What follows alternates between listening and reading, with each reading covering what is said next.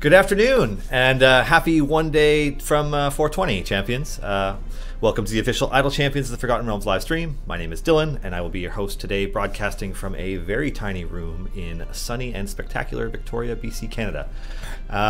Now, before we begin, I want to take a moment to thank Wizards of the Coast and Dungeons & Dragons for hosting us on the official D&D Twitch. We are honored and excited to be here as a part of the D&D Twitch Thursday lineup alongside Waffle Talk, Trapped in a Birdcage, and Critical Role. I mean, we really couldn't ask for better company. I'm here, you're here. What do you want to talk about? Just waiting for questions. In the meantime, shout out Outcast 513, Goro Rules, Vitomal, Obo Crazy, Thanthanos, Colette, Silisa, Garwar. Welcome everybody to the weekly stream. Lauren, we miss you being a part of that lineup as well. I am very used to saying Destiny and Doom is on at 3, and so I'm just waiting on that. Rec Feldman, where in Victoria? We are over near the construction zone that is by the Mayfair Mall. Computer Ninja, what about you? Obviously, no. Welcome. There are a few things going on, and there are a few things that will be going on.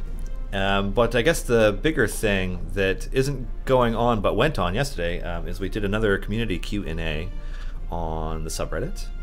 And we went over a very rough roadmap, which is to say it is not a definitive roadmap because everything on it is subject to change.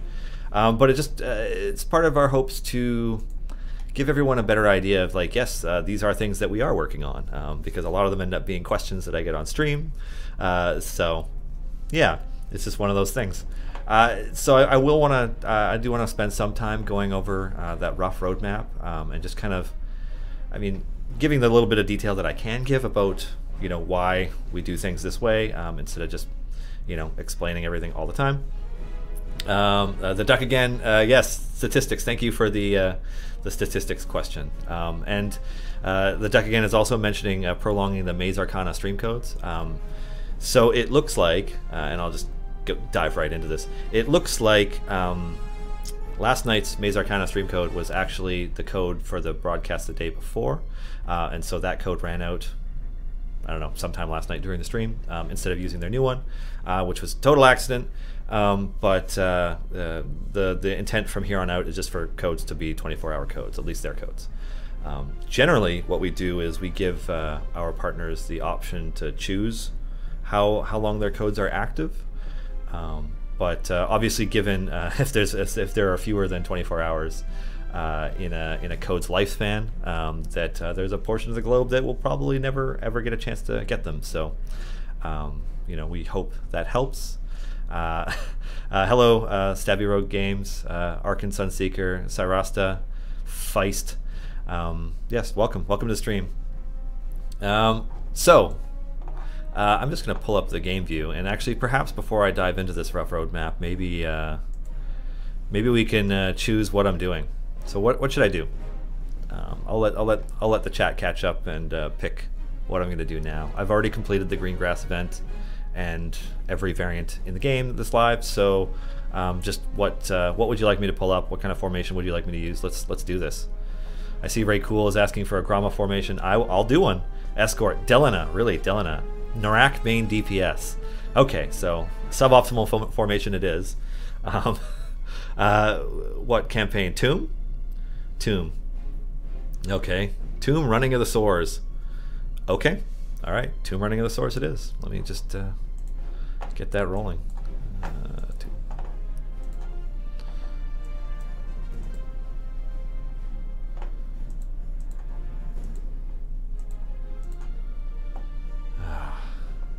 Alrighty. So what was the formation again? Grama and what? Cron DPS? I don't know how viable Cron DPS is. Let's be honest. But yeah, I'll Grama it up. I get so much money from the get-go. Narak or Delana as DPS. Okay, well let's... Do I even have... How is my Narak? My Narak is pretty subpar. Yet I bet his DPS is still better than Donna, so let's do it. Okay. What do you think? Should I Regis? Yeah, I'll Regis. Ashara's not all that helpful with Narak and Grama. So do I want to birdsong it? It's kind of hard not to birdsong it, right? Yeah, I'll birdsong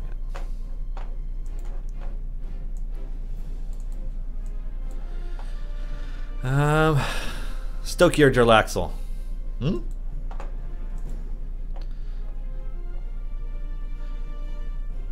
Always birdsong around 247? Yeah, I agree. 12,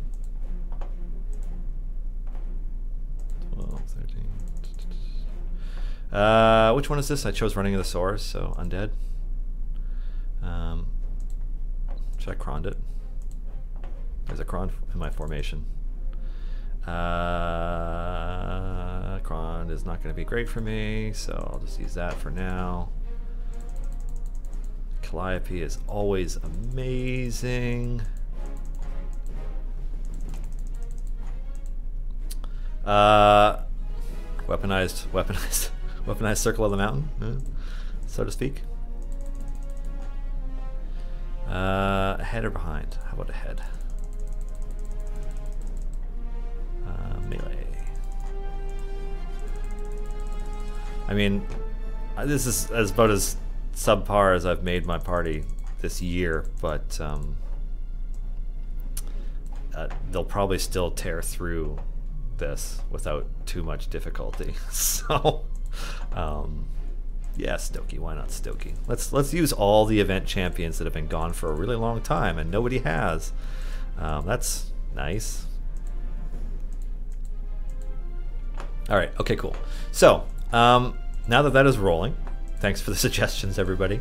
Let's talk about what's on this rough road map. So the first item on the rough road map, and I can confirm that this actually is like a very high priority for us, the offline gold gain update, which is intended to be an update to the offline gold gain system to increase the amount of gold gained while logged out, so players don't feel like they are being punished for turning the game off. Now, we're hoping to do that sooner rather than later. We kind of only recently reached a point where things are stable enough, nobody's sick, and we're getting to a point where we could start tackling in more meaningful ways other things that we want to get done for the game. But that priority list is always shifting, so one of the main reasons it's called a rough road map and there aren't any dates or there isn't a priority order is because all these things can change, and some of them are a little bit beyond our control because some of the milestones we want to hit, for example, leaving early access. You know, like, we're not intending for this game to be in early access forever. Like, we do want to leave it, but we have milestones we want to hit before we do such a thing, before we come out of early access, and some of the aspects of those milestones are actually outside our control. You know, it's not purely us, so you know, I could say that we are going to do it, but like when it comes to the actual individual updates, like especially because many of them are very Justin intensive, which is to say require a great deal of his time, and he is extraordinarily busy. You know, it's kind of like we're gonna get through them as we can. You know, and I hope to be able to share more information about some of those things soon. But yes, the Boldy117 is asking if there's giveaways today. There are, and you know, I'm gonna leave that entirely to Erica, running the Codename Entertainment Twitch account, to manage.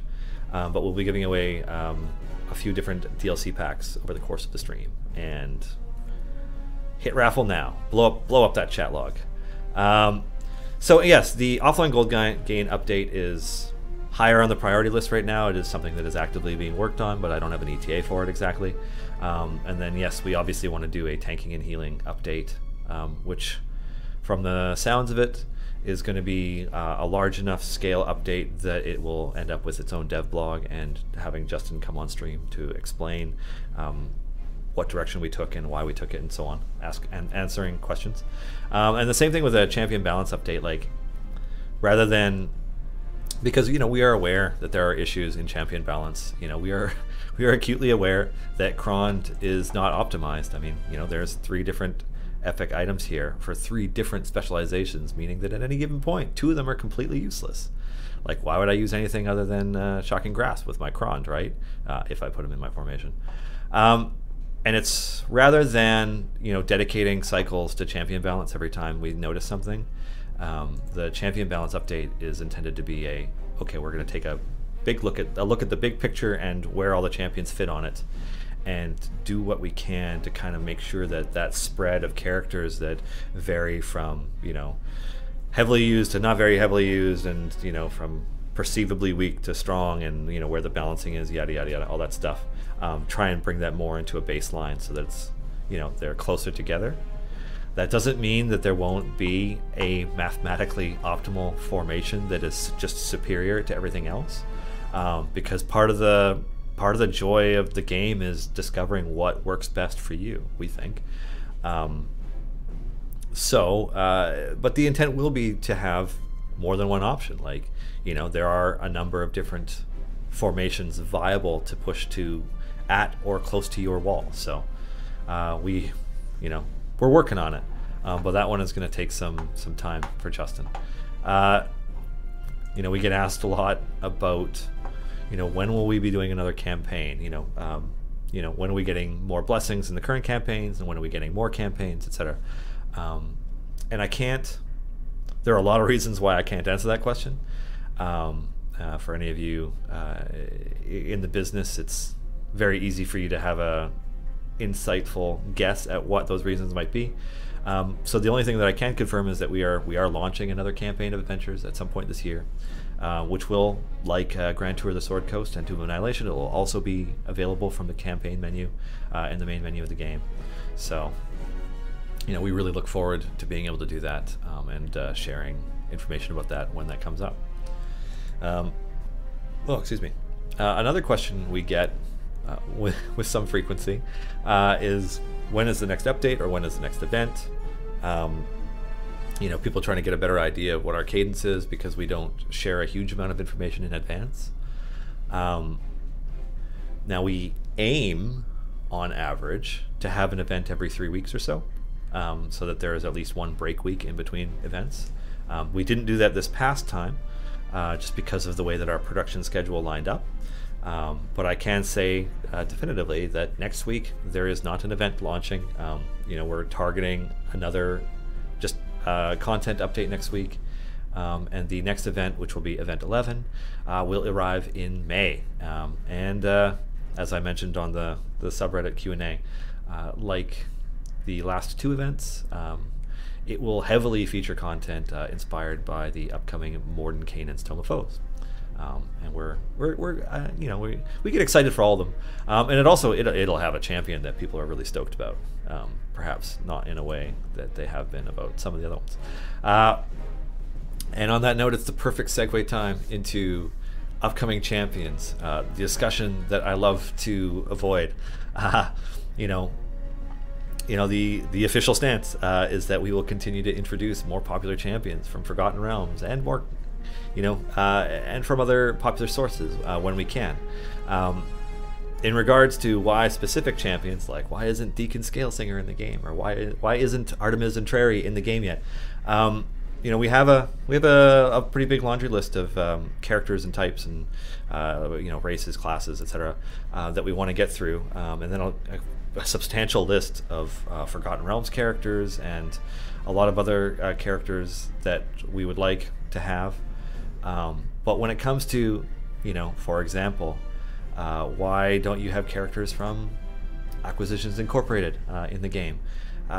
Any characters from anything that isn't already owned by Wizards of the Coast is substantially more challenging. It requires a that's more or less a 3-way agreement between the person who owns that character, Wizards of the Coast and Dungeons and Dragons, and us, and a way to make that work. And it's enough moving parts and a complicated enough discussion that we can't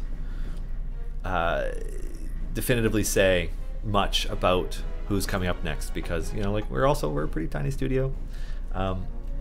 Those discussions take up a lot of Clive's time of late, but also a lot of Eric's time and sometimes my time, and but we are very excited at the possibilities that there are out there. It was awesome to be able to bring Strix into the game. I know our art team had a lot of fun doing Strix, despite the complicated ultimate abilities and such that made it a bit more of a challenge to get things done. We spent more development time and art time on her than anybody, but it's a total blast, and Holly was a true joy to work with, so we're just really stoked to have Strix in there. We're looking forward to who we can do next. And then there's another couple major points that come up a lot, that have come up repeatedly over the past few weeks, come up repeatedly in the Q&As, and I just want to get them out of the way now. One of them is unlocking and equipping event champions when the events are no longer running, especially in the case of like Strix, who you can now currently no longer unlock. There are plans in motion to have a feature or features added to the game that will allow you to both unlock event champions outside of events and gear them up. Yes, Stabby Rogue Games, there will be another chance to earn Strix. There will be more than one other chance to earn Strix. I mean, certainly when Festival of Fools comes around, you'll be able to unlock Strix there again as well. But there, we're going to build at least one other way to do that. And on a similar note, we get a lot of feedback about familiars, and a lot of it's very valid, and we hear it. We've taken notes. It's one of those things where like we're definitely not done with them, and there is a lot we can explore with them, but we don't have anything to share about what our plans are for that yet. Which is to say, in some ways, that like we have a laundry list of ideas and of features and ways to do things, but we haven't picked a path on what that'll look like, and we will at some point. So those are kind of the main big points. I know I have questions that I can start going into, so I'm going to get into that. But first, I'm going to adjust this formation a little bit. I'm going to go with Tyrrell, I think, just so I can have that nice flat moonbeam buff. What's Narak's alignment? He's neutral, right? Lawful neutral. Okay.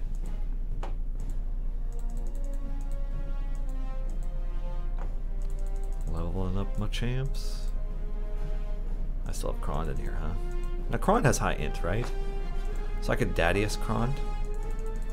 Okay. Perhaps someday. Someday there'll be a Krond meta, I swear. And not just because his ultimate was able to blow up bosses instantly before. Like, there'll be a real Krond meta. You mark my words. Alright, so I have a few questions here listed. One of them is from Erithil, asking, have you changed the epic potion drops, and is there a pity for non-gear epics, potions or scrolls or whatever? Aside from the chests and potions update that went out in February, I don't have a link handy for it, but maybe somebody can find me one. Aside from that, we haven't done anything to change how you get loot from chests of late. So that, like, no, there hasn't been a change. Is there a pity timer for non-epic, non-gear epics like potions and scrolls? No, there isn't. The only pity timer currently implemented for our chest system is the guaranteed epic equipment card within every 10 gold chests, which I should also reiterate is specific to types of gold chests. So there's the basic gold chests you can get through the store with gems, and then there's the other gold chests like the ones for weekend buff events and event gold chests, and each one of them has their own separate pity timers. So you can't potentially game the system by opening 9 basic gold chests and then a gold chest for Strix and then get a guaranteed epic. That's not how that works. Each one is separate. Bunny the Bunny 123. Do you have any news about the tablet version? I'd prefer to play on my tablet as my computer is a piece of quack. I don't have any news about the tablet version. You know, obviously we did our closed alpha test, which people signed up for recently, and while the test has officially ended, it is currently still running, although it will be reset. So if you were accepted into that, you can continue to play, but the accounts will be wiped, or reset, I should say, before we go live with it. And I don't have an ETA on it. There are you know, the cogs in the machine are turning, and there are a number of things that need to be done and happen before we can announce any further information. So I don't have anything to share beyond that. Sorry. Who's next? I will continue to ask this forever. Will Thibbledorf Puent likely ever be a character from the Dritz novels? Well, the only thing I can say about that is that if he's from the Dritz novels, and I'm not familiar with that character because I was a Dragonlance nerd and not a Forgotten Realms nerd growing up, and I've read like 40 of those. Don't tell anybody. But I can say that it's not impossible. Bunny the Bunny again. Have you looked into using the old Gold Box games as the basis for a campaign? So the thing about campaigns is that, like, in addition to being very much a Forgotten Realms game, with the only character outside the Forgotten Realms, well, only characters technically being Strix, who is from Sigil, and Narak, who is from Limbo, since, you know, that's where the Gith Zerai hang out. The older campaigns, like, we're very much focused on 5e, so, you know, we have the Grand Tour of the Sword Coast campaign that's currently in the game is like it's like our house never-ending campaign. There will always be stuff released for it. Whereas Tomb of Annihilation, which is, you know, obviously for the 5e book that came out last year, it will have an end because there is an end to that adventure, and we will have other ones. But our chances of doing a campaign from an older another version of Dungeons and Dragons are slim when there are other 5e ones we haven't done yet. That's the best answer I can give to that because I can't really get too specific. Thantanos, question. Will we get all Dritz buddies this year to get a Dritz DPS formation? Yeah. Orvalaz. Is Narak included into Ashar's bond? What about halflings and gnomes? So no. Narak being a Gith is not included. I can actually pull up Ashara. Oh my god, my Kron disappeared. What do I do? Not use Kron. Zorbu can hang out in there right now. So if you look at Ashara's bond targets, I'll just level this up. These are your options. You have humans, elves and dwarves, or tiefling, furbolg, and dragonborn. So any race outside those three sections is a race that is not included in any bonds right now. And we get a lot of questions about, you know, like, when are you going to add more to your Ashara bond list? You know, like, she buffs not as strong as some other champions, so, like, why wouldn't you make her stronger and, you know, make her more desired, etc. Excuse me. I mean, I don't think we want to try and homogenize the buffs across all characters, but basically, while it's not impossible, like, we might at some point further divine specializations for characters or something, and do some updates. We also don't want one character to be a catch-all buffer who is perfect in every scenario, because then they're just in every single formation. So I know that's an unsatisfying answer that people perhaps might not agree with, but that's where we're at with it.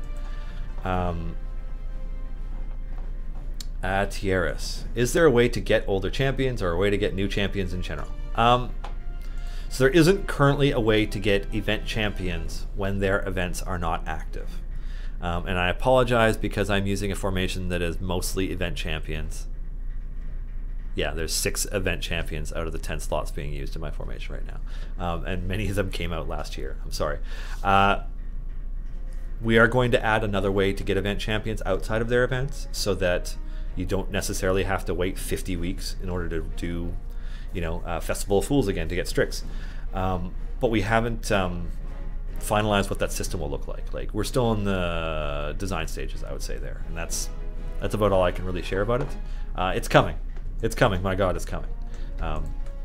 You know, I had somebody asking us yesterday, actually, during the Q&A,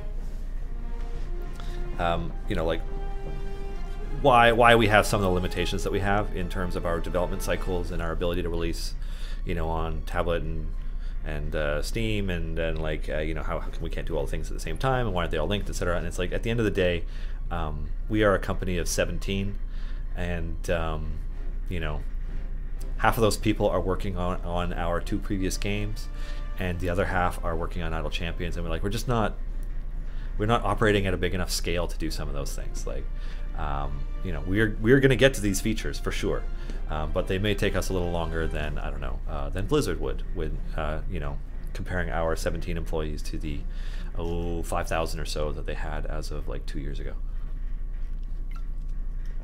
Let's see, Artificial Moon. Any thoughts on having meta heroes in the game? I'd love to use Chris Perkins's sadism against mobs, not just the Waffle Crew. I don't know if I would describe Chris Perkins as a sadist. I think he's a DM who knows how to challenge his players, and he is very good at it. That's how I would describe him. It's not impossible, but I think before we get into characters that are as meta as what you're describing, Artificial Moon, we have a pretty big laundry list of notable Forgotten Realms characters to work our way through first. You know, and there's some pretty popular ones and some ones that we're very excited. So we will get to that. Atomic Candyman. What is that Turtle Man thing? She is Gromma, and so I'll just pull this up, because Gromma is one of our early event characters. Was, I believe, created because of an Extra Life 2017 stretch goal for Dungeons and Dragons. But the Gromma, the turtle, is a turtle, and the turtle package was also something that was part of the Extra Life campaign. It's unfortunate that the switching icon goes right over Gromma's face. But our Gromma is an octogenarian druid turtle who is not a min-maxer in terms of your formation and how you can use her right now. But you know, you can hopefully, when the tanking and healing update goes through, and that those systems evolve, that she could become more viable, because she has a lot of potential as a tank, and turtles are pretty cool.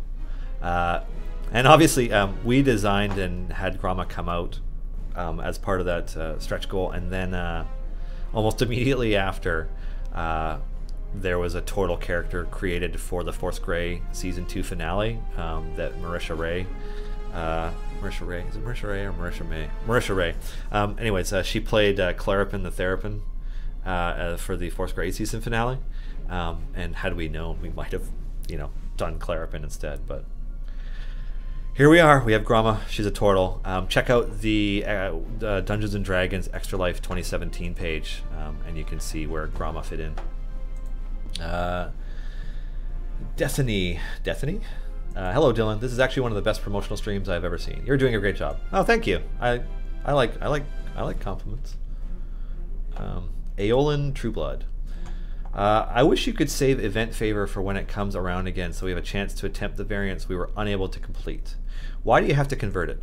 That's a good Justin question, because I don't actually know the thought process behind why the conversion was introduced. Certainly, you are able to add an incredible amount of your own favors from your own completions pretty easily when you do the conversion. Because if you hit E10 or higher favor, you pass the point where you were doubling the amount of favor in one of your active campaigns, which is pretty significant.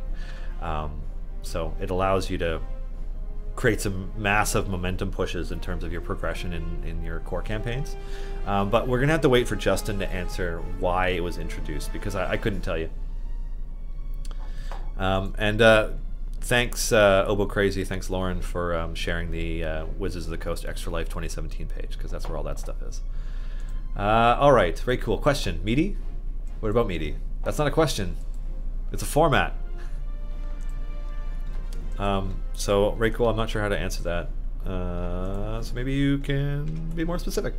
Aerosol again. On another topic, You said about the new event will be in May. Can you elaborate a bit more about the content we may see these 2 weeks? Also specific, when will we see Tier 4 blessings with the equal achievements and further upgrades to the heroes?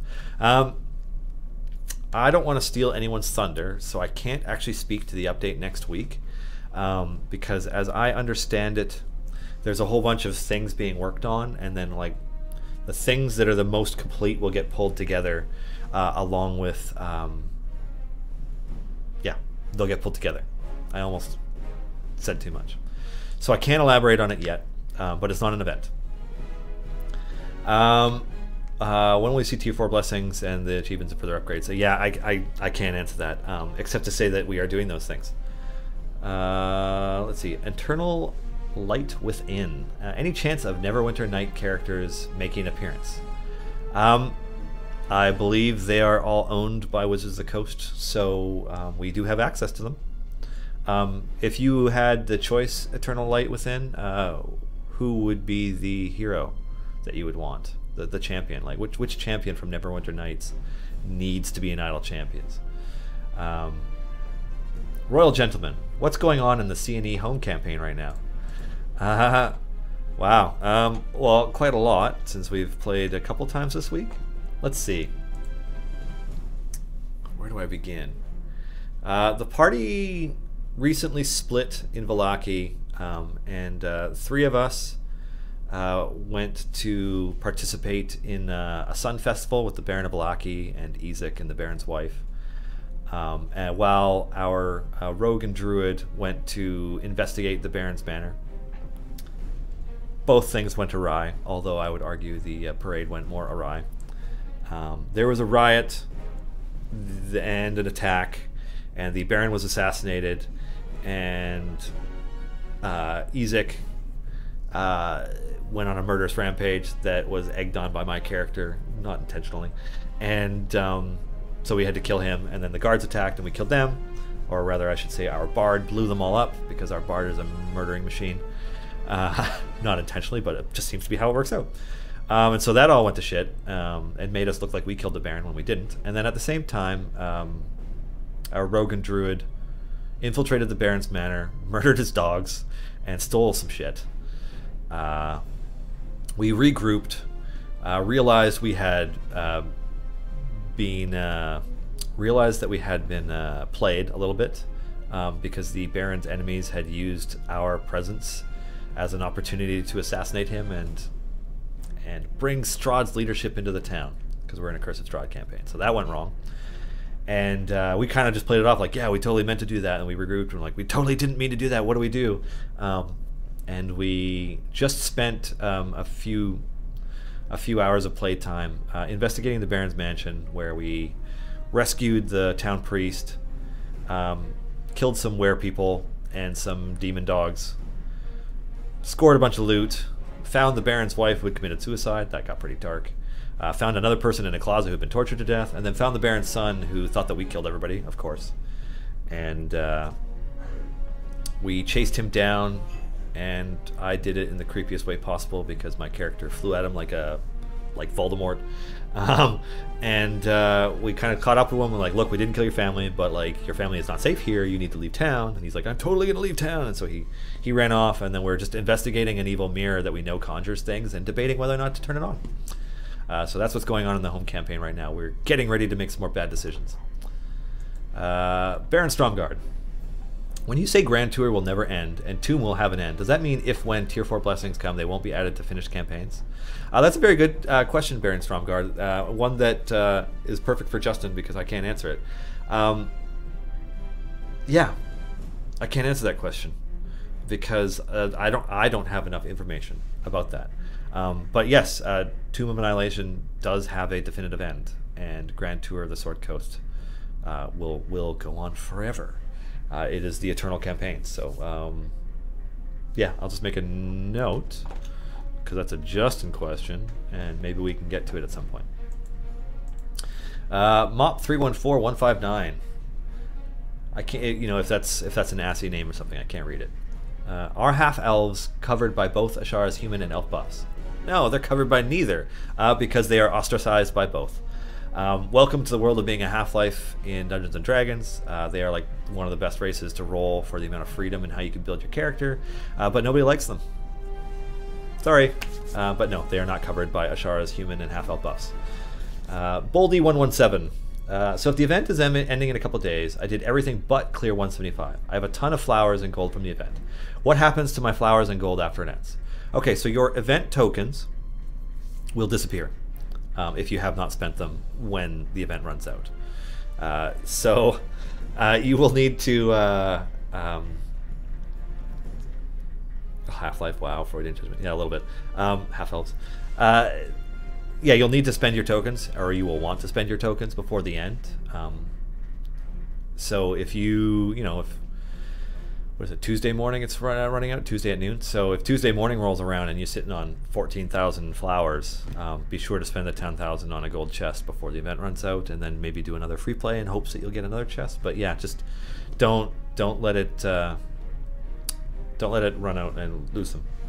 In terms of the favor, your gold, your favor, you will have a week to convert it to either Kellenvor's favor or Torn's favor for the Tomb of Annihilation and Grand Tour of the Sword Coast campaigns.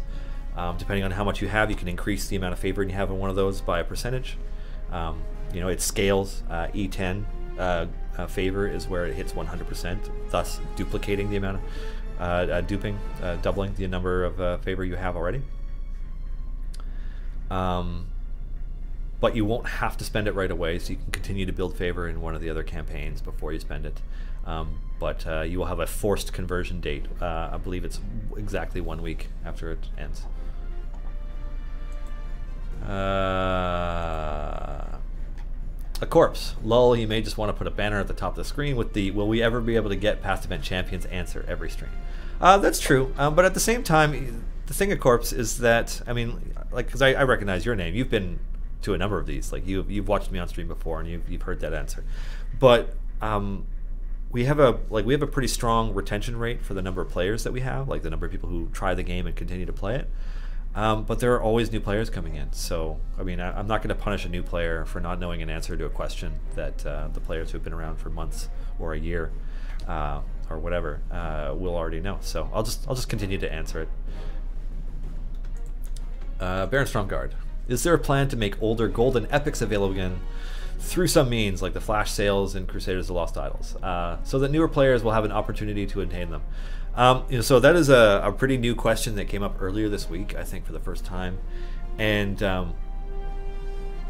we don't have an answer for it yet, which is to say that I don't know that it has been specifically thought about. But now that it has been asked, I will make a note and I'll pass it along to the team so that hopefully, I don't know what shape it'll take, but hopefully that will be possible. Thantanos, who came up with Grama because she is wonderful? I'm pretty sure that was all Justin. Yeah. Yeah. Ooh, it's the good part. Hold on a second, everybody. I'm just gonna watch this because this is by far my favorite encounter that we have so far. Maybe I'll level some people up. Shit, I can't even remember what we're fighting in this. How about Giant? I don't think it matters. 2, 3. T-Rex. I'm playing a Tomb of Annihilation campaign with some friends as well. Neutral. And we haven't fought a zombie T-Rex yet, which is a good thing because it would have killed us earlier. If attack only hits one enemy, does more damage. If he stuns an enemy, cooldown on the next phase attack. That sounds more fun. I'm just going to do that, even though it might not be better. Anyways, I love that T-Rex fight. It's the bee's knees. I don't want to sound like I'm super old. Just going to keep leveling people up. Keep leveling people up. Keep leveling people up. Alright, this suboptimal formation will continue to progress. Yeah.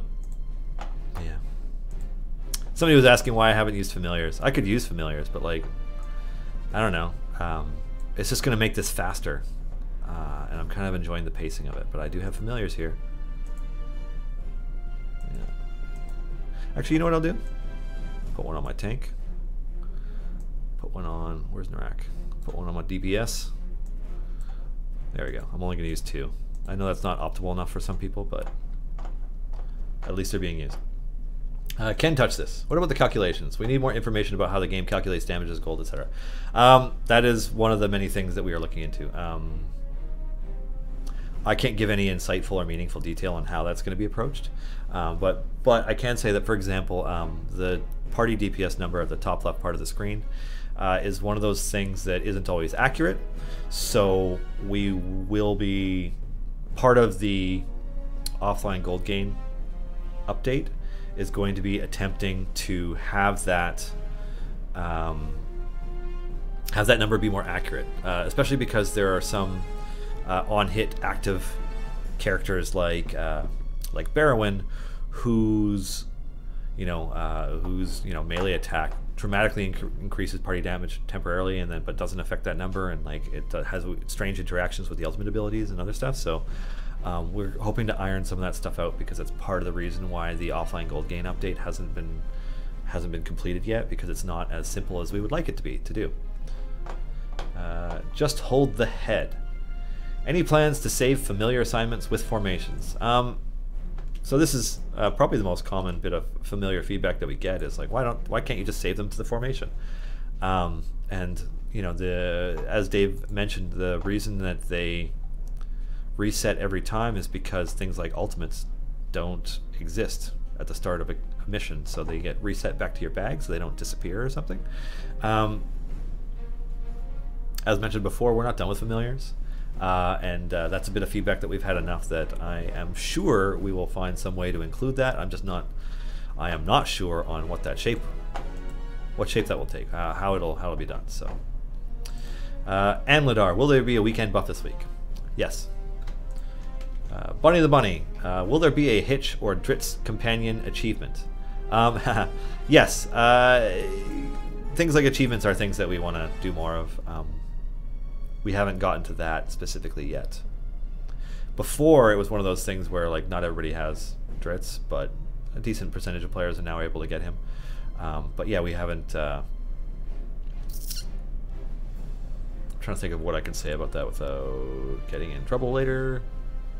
I should probably just stop. But yes, we do intend to add more achievements. Adustar. Which is the best color where the purple square has another white square? What? Oh, you mean like these? Is that what you're talking about? Adustar? I'm sorry, I'm not on your same page. I'm totally thinking about other things. So maybe you could be more specific. Yeah. So if you are referring to the equipment, purple is good. Purple with a little silver is better, and purple with the gold is best. Yeah. Justin Spluter, can we please have Chandril as an event champion? Spellfire is awesomely broken. So what you're saying is that you want us to add a broken champion that would inevitably need to be nerfed? Is that what I'm reading?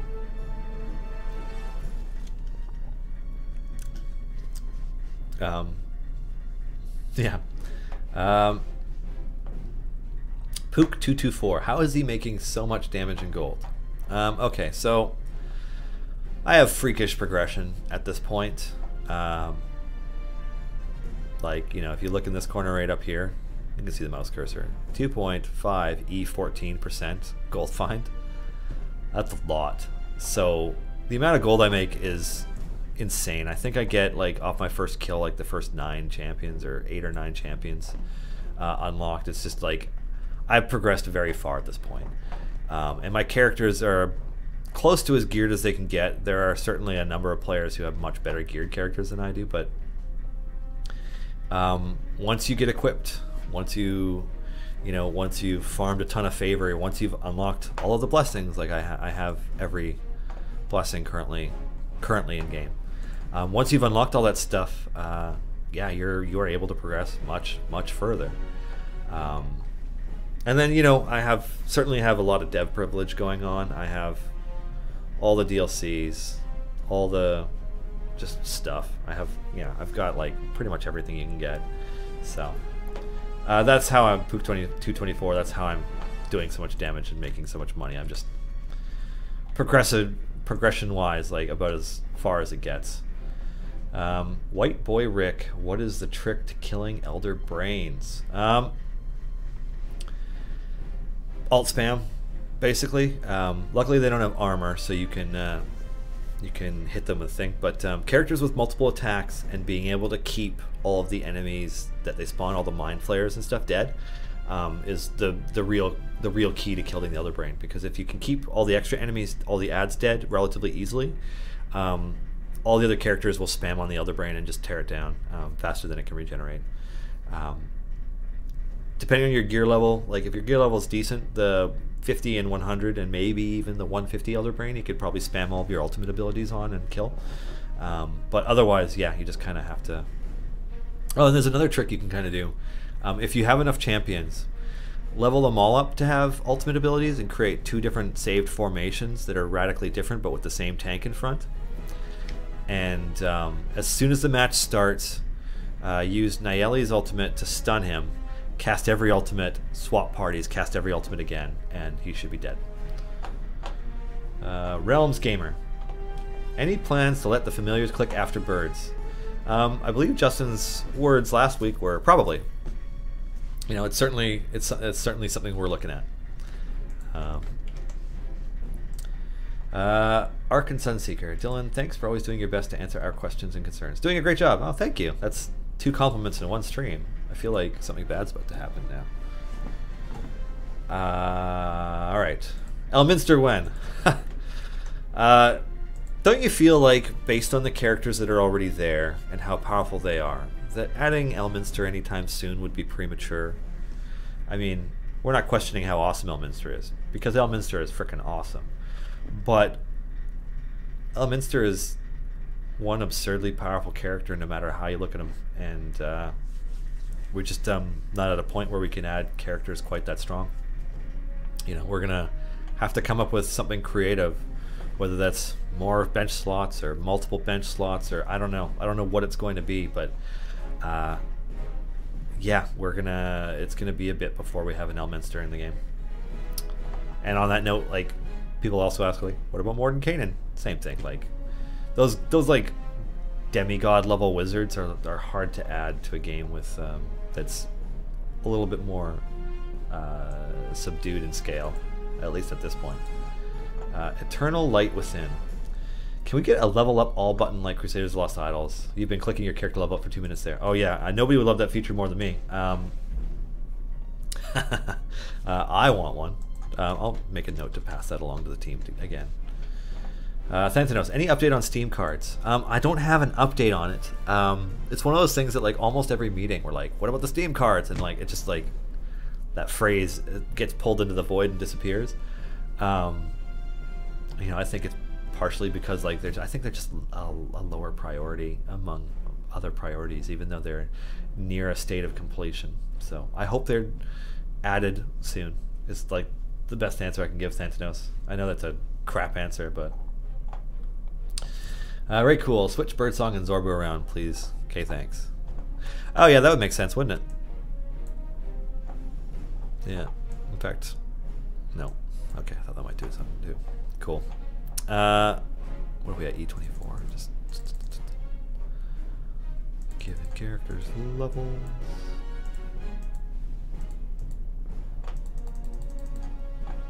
All right. What else we got? Boldy117. Do the achievement percentage buffs work across all campaigns? Yes. Just hold the head. Any plans to add characters to the main ribbon instead of just swappable characters? Without spoiling anything, that is something that is likely to happen. Yeah. Nameless King 95. We had one just a month or so ago, but will level caps be increased again anytime soon? I can't speak to an ETA, but I can say that yes, they will definitely be increased. Classics 727. We've had quite a few event champions come along, but will we be getting any more non-event champions like Tritz? We will. So yes, the answer is yes. But I have to stop answering the question there.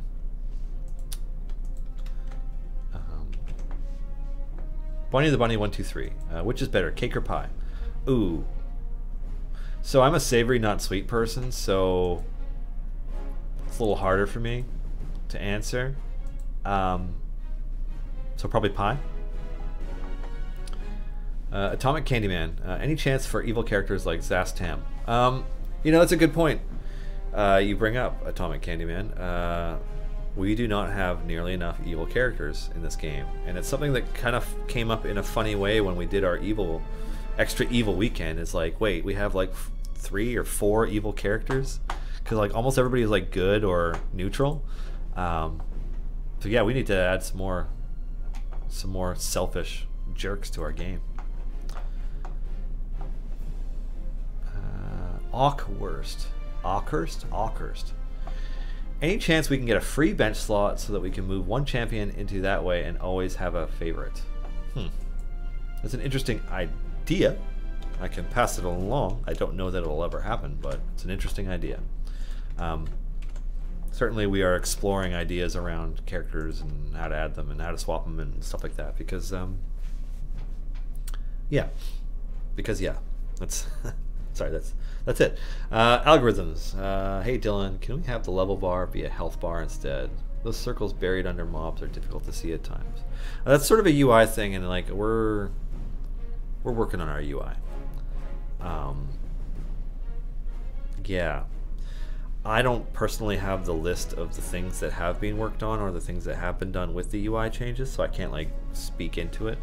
It's one of those things where when the next changelog starts getting drafted, I'll just look and see what's being updated. So I almost get to experience them as everybody else does. But I'll just make a note, because questions around being able to see health, being able to see enemy health, enemy type, etc. Those come up a lot, and it never hurts to stop poking the dev team about it, because if you keep poking them, eventually they'll either punch you or they'll actually do it. Kagariu 777. Is there any plans to do away with set champion slots and perhaps allow for a more free-form way to choose champions? Would love to see same slot champions able to be used together. I can't spoil anything about any potential features or other things coming up. So, Kagariu 777, what I can say is that I will pass that along. Yeah, that's what I can do with that one. I'm sorry. Vulgar Kitten. Would it ever be possible to use real money to buy gem-only familiars, or just straight-up gems?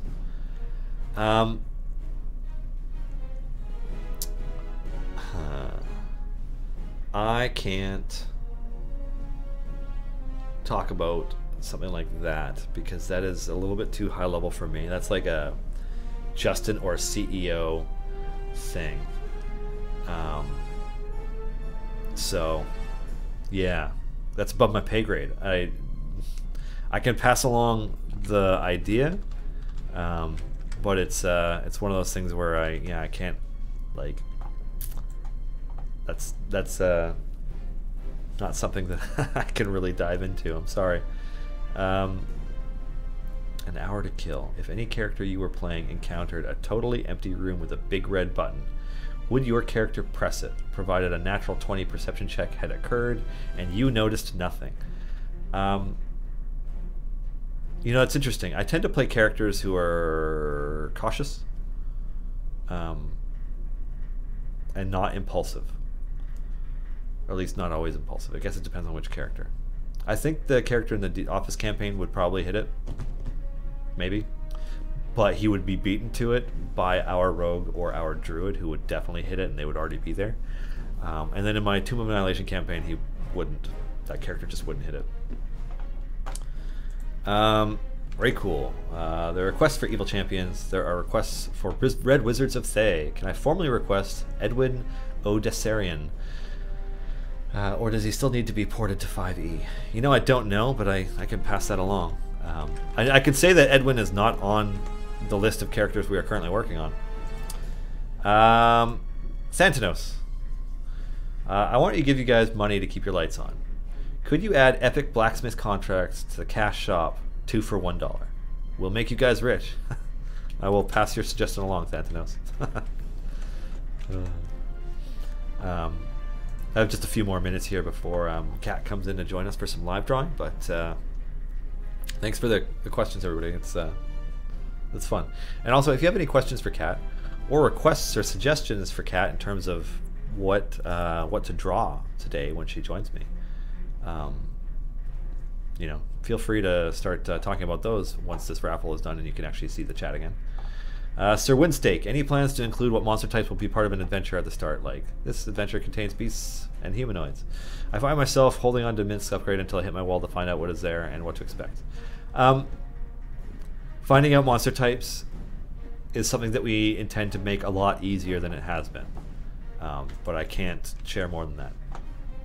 Hopefully sooner rather than later. Moose Changer Pat. Could you please give us some sort of results on the survey that was offered at some point, or perhaps hold a poll and tell us the results on which Forgotten Realms character the community wants most? I don't know that I can give you the results because I'm not sure what we're allowed to do in that sense, but the most requested character was Elminster. The second most requested character was Wolfgar, and number 3 I believe was Artemis Entreri, and then Catti-Brie was up there too, but there were so many different spellings of Catti-Brie that it split up the vote and shoved her down. But yeah, Elminster number 1, Wolfgar number 2 for that survey. Colette. We have shiny and gold equipment.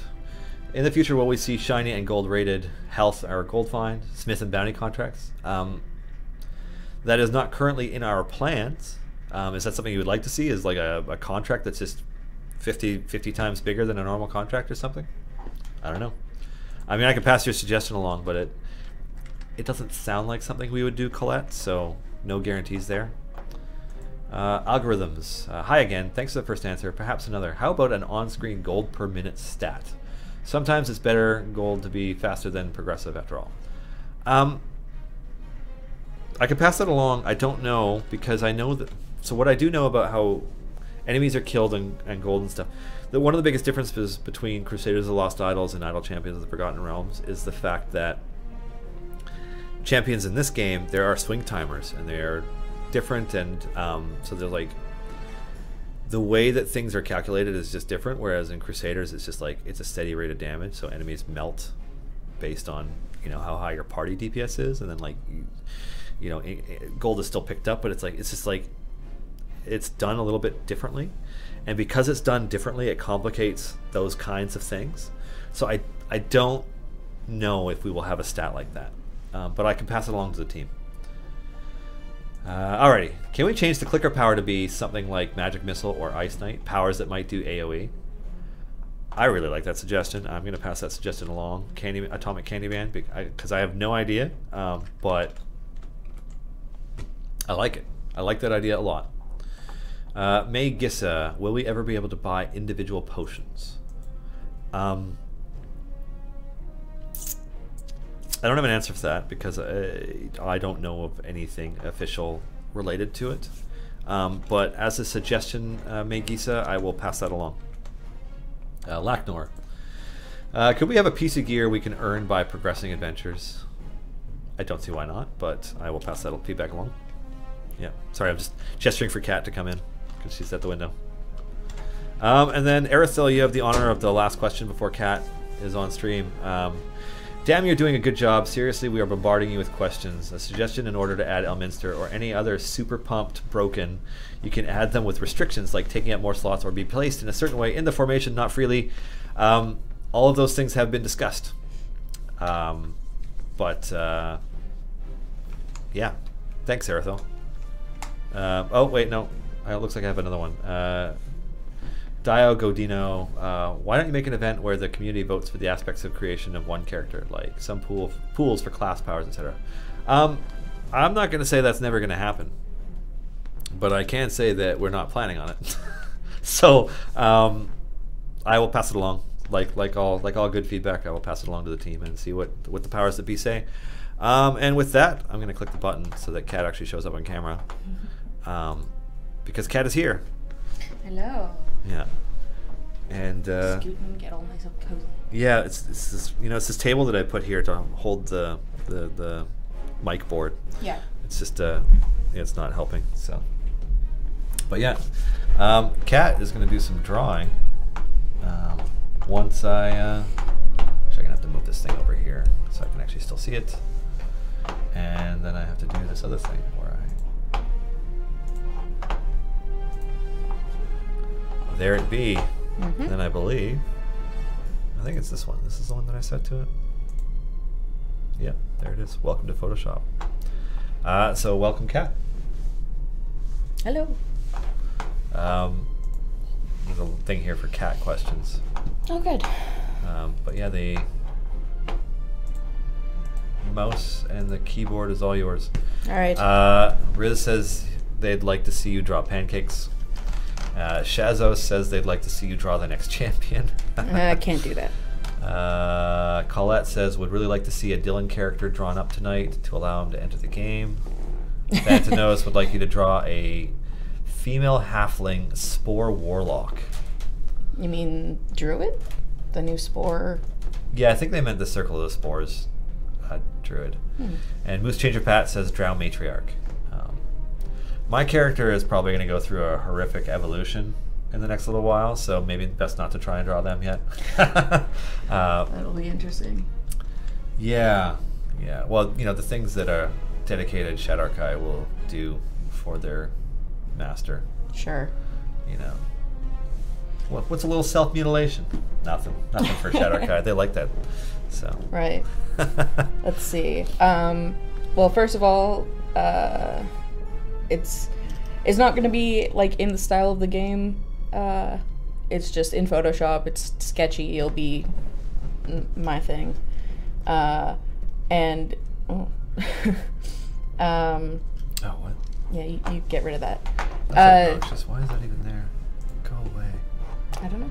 New notifications. Yeah, thanks. Thanks, Windows 10. It takes up a lot of space. It's just like overkill. Frickin' Windows 10. Anyway, yeah, nothing I am doing is going to be like official to the game. I got distracted by that new question popping up. How about not, Baron Stromgard? Yeah, no, I thanks. don't appreciate that, first of all. Like, let's not go there. That's not funny.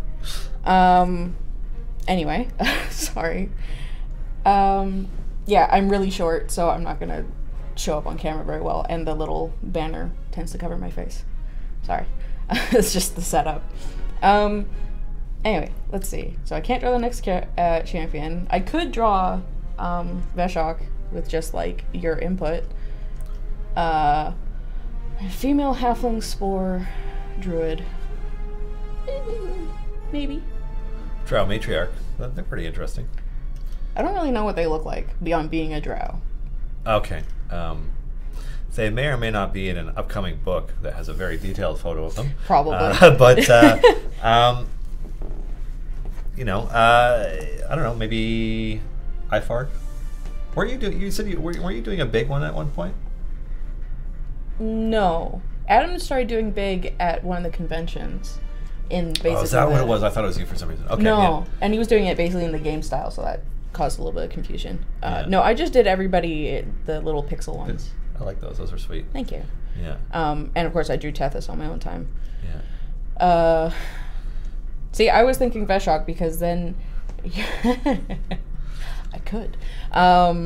It'd be very small.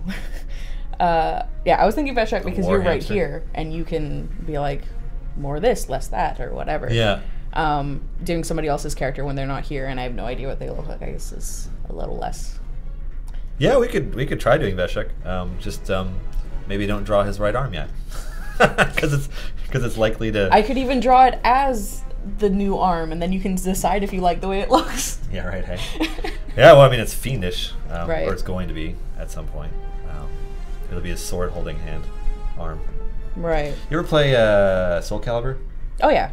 Yeah, it occurred to me, I'm like, oh, he's turning into Nightmare from Soul Calibur. Oh man, he is. But not on purpose. And he's not evil, he's just not good either. Right.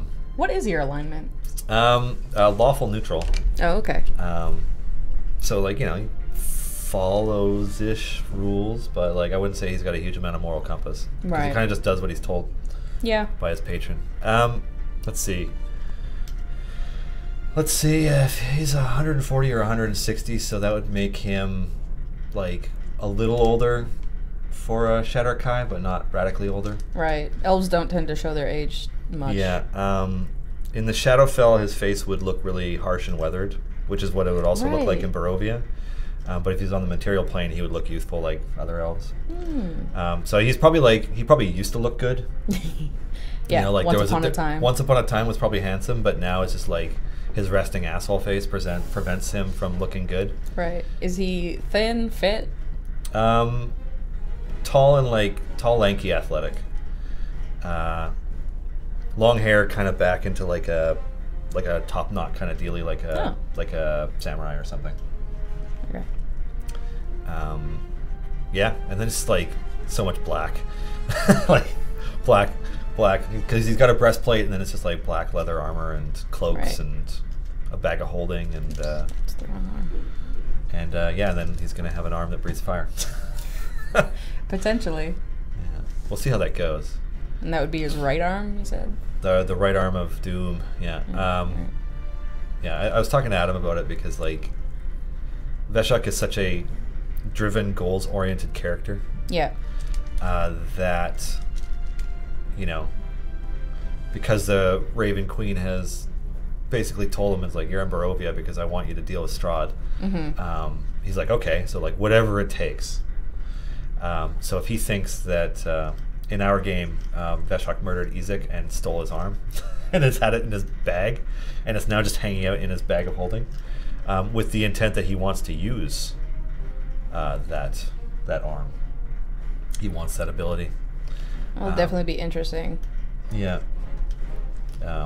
Metagaming a little bit, being a warlock and having 2 and then later maybe, I think 3 spell slots is where you cap out at it. You never get more than 3 at a time. Yeah.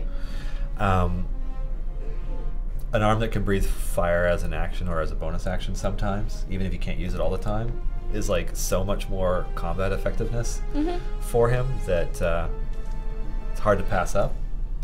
But for him, it's just like, I suck at fighting vampires. I can't cast daylight. I don't do radiant damage. Fire is all right. Yeah. So he's just kind of, yeah, he's gonna give up yet more of his humanity for a grotesque, fiendish arm with, you know, claws and that breathes fire. So that's sweet. And I'm sure Tethys will love it. Oh yeah, we're gonna be the bestest of friends. Yeah. Well, it's not that we're not friends. It's that, you know, we clearly differ in our opinions. You called her god a false god. Well, that's because Lathander is a joke in his eyes, right? Like, I didn't mean to roll such a religiously zealous character, because like at first it seemed like he was just indifferent about it, but the more I looked at it, it's like, okay, like, you know, no cause is greater to him than his patron, his queen's cause. Okay, but then on top of that, like, he considers all other believers of other deities to be, like naive at best and deluded at worst or something. Oh man! And I'm like, this guy thinks that all other gods are crap and that his god is the only real god. He's like, it kind of makes him like a true fanatic in a way for his queen. And I was like, well, that's annoying because I didn't mean for that to happen, but sometimes characters just evolve on their own. Yeah, so he just kind of does that, and he's just getting more and more fixated. But at the same time, you know, with the way that Shadar-Kai souls kind of getting recycled through the Raven Queen over and over again, he's kind of one of those things where, you know, these are the only non-Shadar-Kai he's probably hung out with in who knows how long. Right. Like, probably millennia. Like, however many lives, past lives, etc. And the Raven Queen being able to affect things like memory and souls the way that they can, or it can, or she can, or whatever the Raven Queen is, there's a chance that he is like heavily manipulated. Right. So we'll see. We'll see where it goes. Yeah. But yeah, he's got allies. He likes his allies. I mean, that's the other thing, right? Like, he got bit by a were-rat, and still needs to have his lycanthropy cured. And I don't know how much any of us really know about lycanthropy. Yeah, but he's also like he can't do that himself, and the only person in our group who can is Tethys. Yep. So he kind of has to like humbly be like, "Hey, like, I need your help with something." So. And I mean, Tethys isn't gonna say no. Doesn't even matter if he was super rude to her, which he's not necessarily, but. No, he's learned to keep his mouth shut a little more about that stuff. Because it's hard not to scoff every time, but. Only sometimes. You know, it seems like the way things are going that he'll develop a healthy respect, at least. It's better than nothing. Yeah, if not, because it's not going to be like adoration. He'll never proselytize for Lathander, ever. Lathander, who's that? Who's the Morning Lord? So, yeah. Anyways, so that's kind of where he's going. When he's not, like Voldemort chasing children around a house. I didn't realize the kid was so young. Yeah, I didn't really think about it either. It was just kind of like, trying to be a little good in the sense, like, okay, I'm not going to get this child killed. Yeah. Like, it's not antithetical to his goals to have that happen. Oh, no. But this is having that awful Windows glitch. What happens? So, using the brush tool, it suddenly thinks it's the hand tool. And I can't draw, I can only pan. Oh, God. Thanks, Windows 10. I mean, yeah, I know. It was a new update that, interestingly, I thought it only affected Cintiqs, because it didn't affect my tablet at home, although I don't have Windows 10 at home. Okay.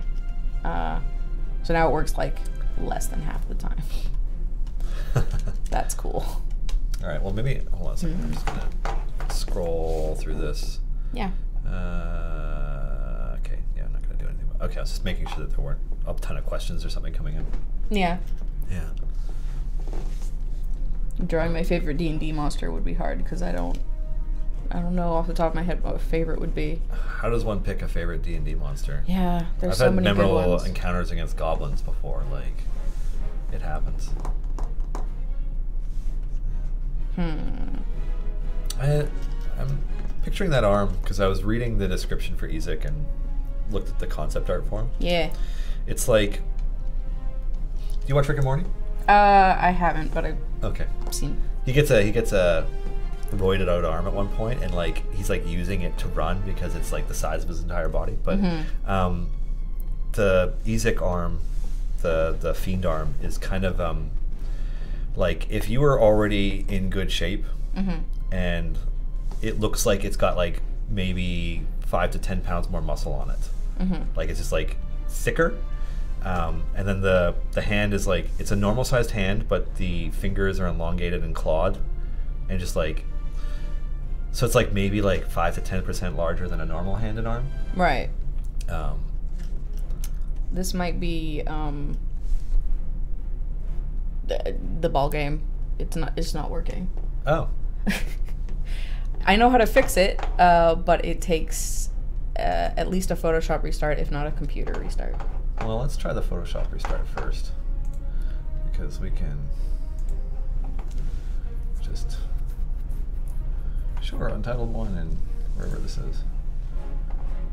And then, too bad we don't have a technical difficulties icon to put up. That'd be good.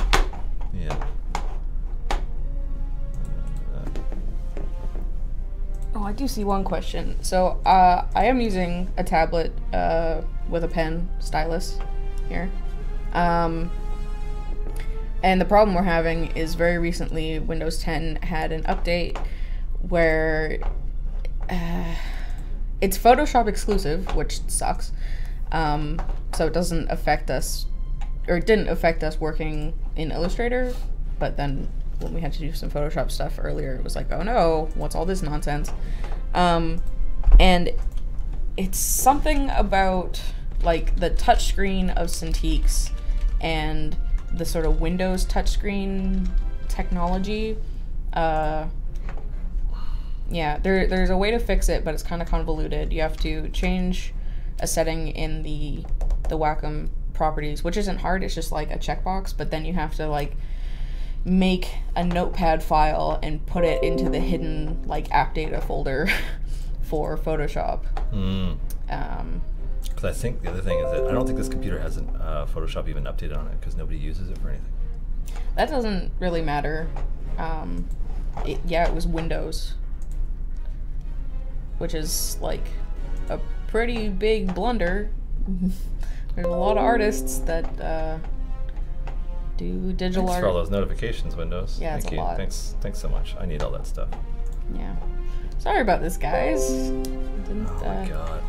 I didn't even think of it because, like I said, we knew it was a problem with the Cintiqs, but over here we just have the desk tablet, and that, from what I had heard, was not affected, but I guess it depends. I don't know. Yeah. Photoshop is not updated. That should be fine.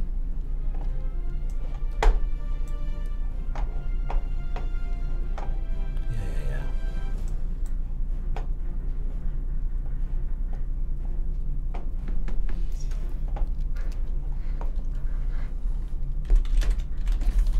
I wish I had something to talk about.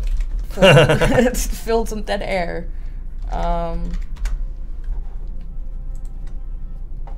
Well, I'll just pretend people are interested in the campaigns that I play in, and I'll just talk about that for a little bit. I'm sure they are. Probably. They always seem to be. I've never had this issue. Like, it was working just before. Exactly. And, like, it was working until I zoomed in, and then it stopped working. That's a weird problem to have. It's super nonsense. Alright, I'm just gonna switch this back over and then Alright. let's try this again. Okay. Hashtag, well, anyways. Okay, I'm just never gonna zoom in. So, this... You can do the control plus and minus, I bet. No, it's like when you actually zoom in, it just, like, triggers something. What? Yeah, I don't know. I can't explain it. I can only tell you what I know. Ah, it's so weird. Which is that it's broken as hell. Huh. Yeah, I'm sorry. So, it'll just be extra unsure and sketchy, but who cares? Okay, I just need to do one. Oh, yeah. Because I need to be able to see the chat. Yes, of course. Yeah. Okay, cool. All right. Cursed Phoenix 94. Any plans to include unique dialogue? Example, if Holly comes back, maybe have her say, "I know magic" when she ultimates. That's a cute idea. I don't know how or if we'll do something like that. Because we don't have anything in the game right now that sets up like little chat bubbles above them when they say stuff, but because they popped up in the middle of the screen. But anyways, Darth details. Who is that turtle and how do I get him? She is Gromma. She is available as part of, what's that event called? Was it Liars Night? I don't remember. I just remember Stokey was High Harvest Tide. And Stokey was High Harvest Tide. And Gromma was after that. Krond was the one that came after Stokey, I think. And then Gromma. Crap, I can't even remember last year's events. It's been a lot. And then there were like 3 or 4 wintry ones in a row. Yeah. Now I'm having a different problem, but it's one I can just push through, so we'll just not worry about it. Feast of the Moon, Locothia. Yes, thank you. Feast of the Moon, yeah. Anyways, so Gromma was available as part of that event, and so there isn't currently...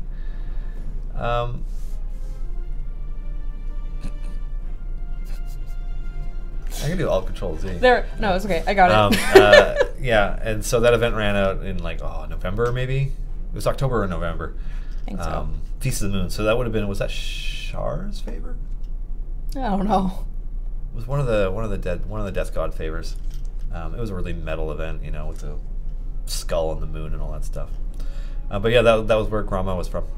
and she was created. I mean, she's a unique character. She was created by us, and it was created for the Extra Life 2017 for D&D. Jurgal's favor. There you go. Thanks, Strongarm. I'm unable to look up anything while Kat's doing this, so. Yeah, I have control of his mouse. Yeah, I You can't do anything. And I left my phone outside, so I can't check anything with that. I'm just kind of wedged here in between you and a table and just reading chat. Between a cat and a hard place. Yeah. Yeah. All right. Well, so what do you imagine Veshok's hair to be like besides the top knot? Anything else? Did you ever play Chrono Trigger? Oh yeah. I was thinking kind of like Magus's hair, except in a top knot instead of down. Okay. Yeah, higher Widow's Peak. Yeah. A little bit, maybe almost comically vampire-y. All right. It wants to in every way be Strahd, but without actually being a vampire. That seems to be the direction this is going in.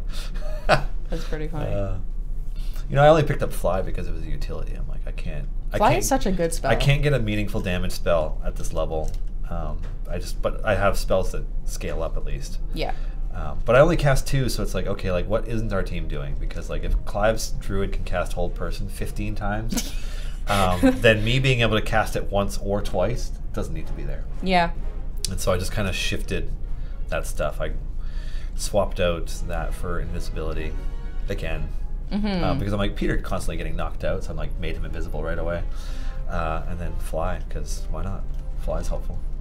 Yeah. That's some sick utility at times. And it's a fast fly. Yeah. 60 feet is a lot of flying. Yeah. Oh, God, yeah. So it's funny. I was talking to Adam 2 days ago, I guess now. Because I'm like, everybody got a weapon in the basement but me. And he's like, you have a weapon in your bag of holding. I was like, I'm like, okay, like, Veshok would probably do it, so fine, it works. But I'm like, I get the impression that Adam really wants him to do it, so that he can like find unique ways to mess with him. And I'm like, what, that's fine. I'll do it. It's sweet. It's interesting. It's unique. It couldn't possibly end horribly for me. No, of course. So, yeah, it's all good. Let's do this. Yeah. So you've got a breastplate. Do you have a cloak or anything? Yep, just like regular black cloak though.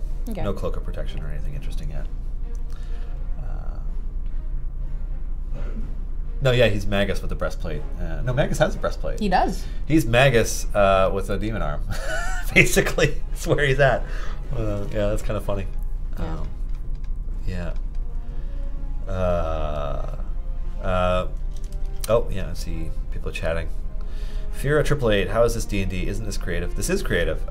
This is Kat being creative. Drawing my D&D character. Yeah, they're complaining about the Twitch category. It's because this is a half D&D video game. We've been showing video game play up until marketing just stream, now, and then half art this time. Yeah. Also, what's not creative about D&D? Might be the most creative game I've ever played in my life. Yeah. Up to and including how it doesn't matter what a DM plans, it's gonna go sideways in some way. Somebody made a good point the other day. It was like D&D is the only game that will get people to willingly use math and improv, two things that the public is usually not keen on. Yeah, no doubt, hey. The other thing I think that's really a wonderful side effect of the fact that there's such a wide world of streaming for D&D now is that like there's enough of a variety of popular streams that you can look at a lot of different ways to play a character. Yeah. Because there are people who full on act out their character all the time. And their character is like describes people who just like describe what their character does and then like this and they say something about this. And so like it's more like a narrator. They're narrating their character instead of fully inhabit them. And it's just like watching all that makes you realize you're like, oh, like I can do this anyway. There's no wrong way to play. Yeah. And any DM that says there is a wrong way to play is a bad DM. Yeah. That's my unpopular opinion. No, I'd agree with that too. It's kind of, I mean, the DM is there to facilitate the game with the players. So like, the only thing that I would say that isn't allowed is like, hopefully the group of players has kind of agreed on how they're going to play before they start playing together. Yeah. Because sometimes it's like you're playing with a group of hardcore metagamers who want to optimize, and like because of that, you have to throw pretty differently designed encounters up against them than perhaps for people who are like a little more casual and they're in it for the RP and they're in it for they're playing a bar and they're like, I'm going to seduce everything in this game. It's like, oh, okay, it's just a little different. So yeah, it's Cursed Phoenix 94 says that session zeros are the best thing ever. Yeah, they're real helpful, and also like.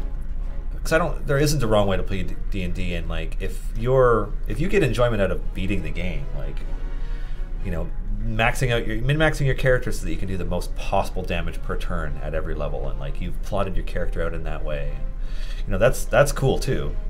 I probably wouldn't play with you, but have fun anyway. But sometimes it's fun to fail saves, and to have drama.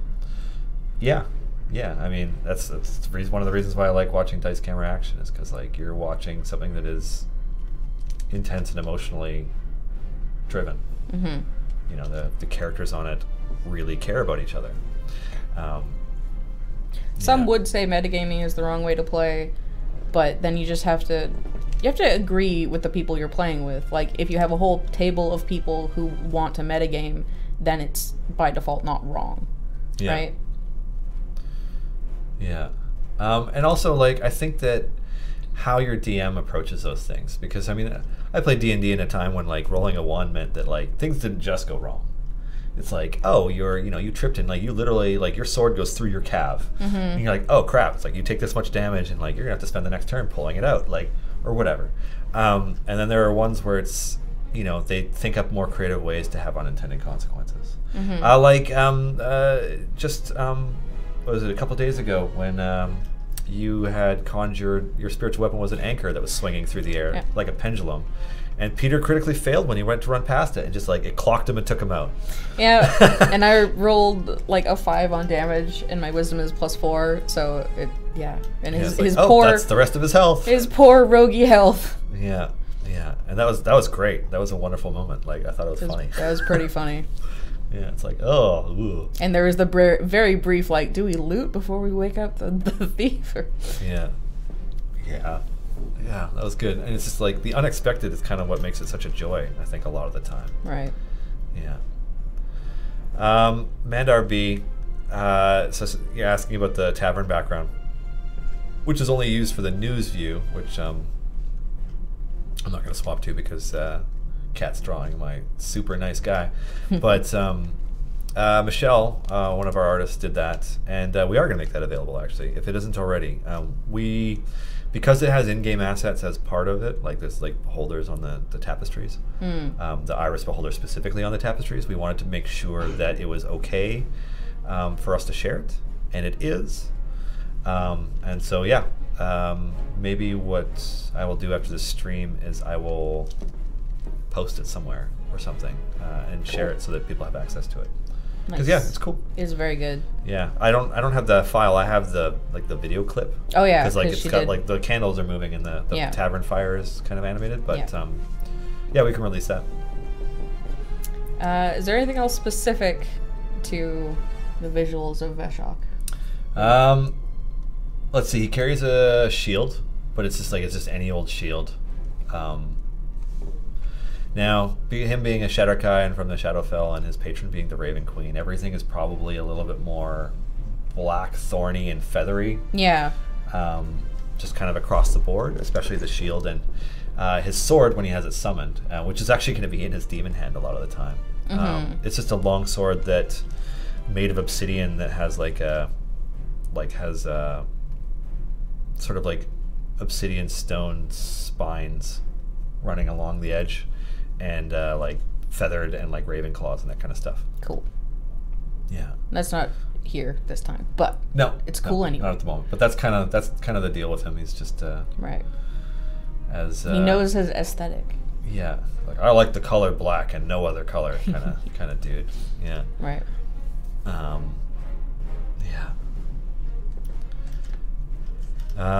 Cursed Phoenix. I love the min-max, but don't let that control me because I play for the RP. The fact that my min-max character missed a save makes my character. I've had my fair share of fails that have made my character better, and in the in-game created a bond with my friends, Alchemist, Top Belmont. I've noticed, though, that I'm the only good aligned character in the group, so I've become the leader and moral compass. Cool. Yeah. That's right on. Artifexy. I'm envious of people with art skills, and Dylan, too, because I don't have coworkers to draw my D&D characters. Yeah, fair enough. Yeah, you know, there really isn't a wrong way to play. Both Matthew Mercer and Satine Phoenix have put out a large number of videos about like DMing and like ways to like, you know, to help bolster your own emotional intelligence, so to help you better read your table, and how to interpret, you know, some stuff to make sure that you're always like trying to provide an optimal experience for your players, and you're never doing anything that upsets people unintentionally, which is like high emotional intelligence is really good for great DMs, I think. Because like, you know, sometimes it's like you don't really care if your character gets offed, and sometimes you really do. Yeah. And you know, you can make or break an experience pretty easily. I would certainly say try to avoid brutally killing off first-time players' characters right away if you can, because you know, sometimes it's one of those things where like that person just stops playing D&D. Yeah. You know, don't let them die at level 1.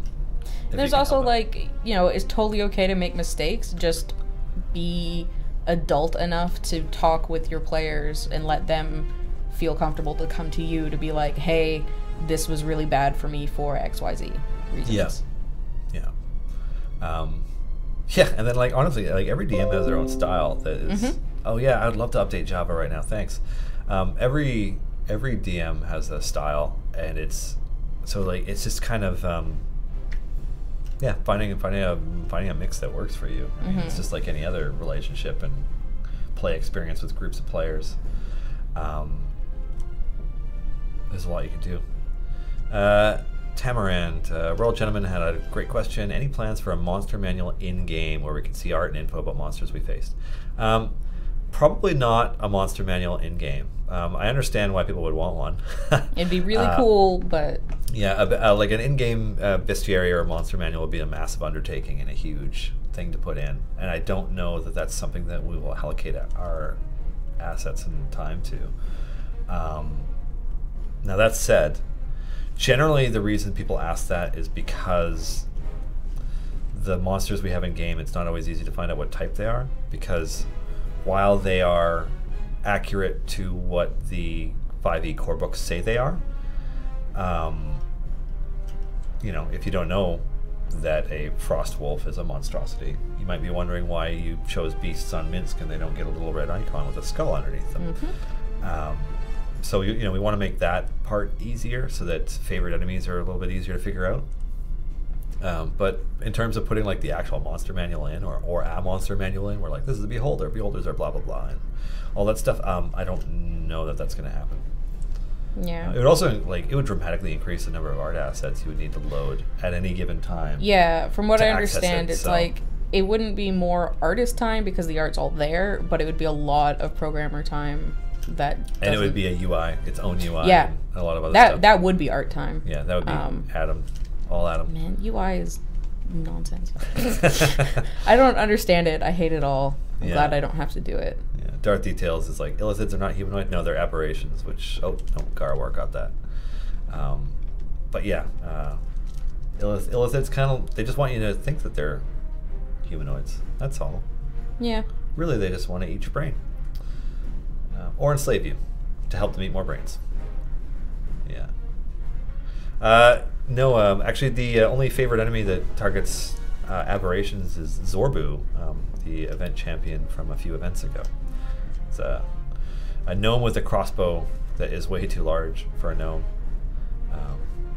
Yeah, that's kind of where that's going. Having Dragonbait would be great. Yes, it would. We like Dragonbait. It's a good character. I like Dragonbait. Although Dragonbait wasn't the guy we used in our Tomb of Annihilation campaign. We used, what's her name? Azaka something. Azaka Stormpang? Yep. Yeah. We're also, our campaign. I thought for a minute you meant the campaign you're playing with your friends. Yeah, that's the campaign where I used her. Yeah. Well, we also used her in actual Idle Champions. GU Comics is asking if my character has the same arm deformity as Ezek. Actually, it is literally Ezek's arm, as in I cut off his arm and his head, and then I took the arm, and I'm putting it on me. He stole it. Yeah. Yeah, it is the same deformity as Ezek. I'm glad it got across. Yeah. Yeah. Something that this character would do that my other character would totally never ever consider. I mean, you're definitely the only one in this party that would consider it also. Yeah. It's just kind of like, I think if you have any idea of what your patron is when it's the Raven Queen, and you understand that, like, as a Shadow Archive, you're always going to be reborn into their service, I don't feel like mortality is something he cares about as much. You know, like, what's a little mutilation this time around the bend? You know? It's definitely interesting being, like, aware of past lives being a thing. Yeah. For your character. Yeah, well, like, I guess it's kind of something for all elves. In a way that, like, they're kind of, like, always just... well, they always end up becoming elves or something. I'm not sure I understand it exactly. Our Death Domain Cleric rezzed Ezek's bones in a puppet made by Blinsky. That sounds sweet. Gee, that's not something we would have considered, because our cleric is a light cleric and would have been like, no fucking way. No. Yeah. I didn't even think of revivifying the Baron right after he was assassinated, because everybody was like, I hate the Baron. Also, he had no head. Yeah, well, you know. Yeah.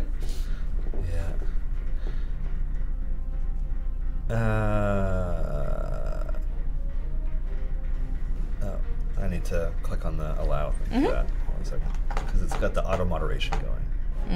Allow. Yeah, that's totally fine.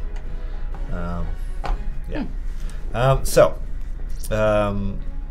Goes or goes. Wouldn't happen to be a Ghostbusters fan, would you?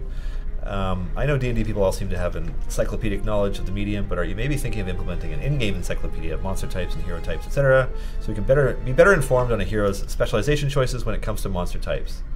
Like Civilization has its own in-game wiki. It's funny that we were just talking about that. There's going to be a way to figure out monster types much more easily added to the game. Hero types, though, that's not something we've really yeah, I mean, the 5e core hero types are, I mean, there's only a handful of them, but at the same time, we don't have anything for that to describe what that is. Certainly we could do things to make our game more easily accessible to people who are not already familiar with Dungeons and Dragons. Yeah. We've certainly been more focused on the D&D audience in a lot of ways. Because, I mean, it being Idle Champions of the Forgotten Realms and a lot of the characters being from the Forgotten Realms, like, you know, the pretty base assumption that for the most part it's like, yeah, it's going to be far Forgotten Realms characters. Like, well, there's also the idea that, like, this could be a gateway to D&D, and having that sort of information would really facilitate that. Yeah. Yep. And as soon as you said that, people Wizards are like, yeah, why don't they do that? So we'll pass that along, thanks. See Midrifty, Boo approves the Elder Brain. But really, there's no eyes to go for, so are you sure? Thanatos, is it just me, or are there fewer raffles these days? We've been doing the same number of raffles for a while now, which is to say that the last one is coming up soon. Let's see. Yeah. Strong Arm 852. There are almost no good outcomes in Vallaki. We sure found that out quick. You know, we don't mean to murder hobo the place, but, like, things just keep happening. I try so hard. Yeah. You know, and I suspect we're going to give up on trying to find what's happening to the missing children, because we need to get out of Dodge. Yeah. Oops. Yeah. Let's see. The Crimson Gamer, if a player buys a gear DLC for an event character they haven't unlocked, does it unlock that character? Not currently, no.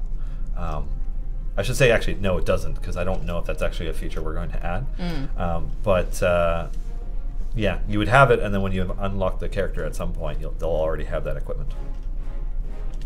Although if any chests came with it, don't open them because you won't get equipment for that character until they're unlocked. Yeah. Let's see. Garwar. Well, hero types and alignments are in the character sheet when you click on them. Yeah, they are. But like, what we don't have is like fighter and a description of what a fighter is. Yeah. Paladin and a description of what a paladin is. What do these words mean? Cleric, rogue. You know, because we could probably have a 1 to 2 sentence description of each one, just so that people could say, like maybe in the hero. I'm creating work for people right now. Maybe when you pull up the hero UI and like you mouse over cleric, it's just like a cleric is a blah blah blah blah. You know, so yeah. And also we don't have any DLC for event champions, as Erica pointed out. I think, yeah. Well, it could be coming, and there's the weekend chests. Yep. But those chests are currently built so that if you open them and you don't have the and you don't have one of the characters, you don't get the stuff. Yeah, that's what I said earlier. Catherine just said that in the same tone I thought it in. Well, there is Veshok. Yeah, he looks happy. You know, he's checking out his new hand. That's a big hand.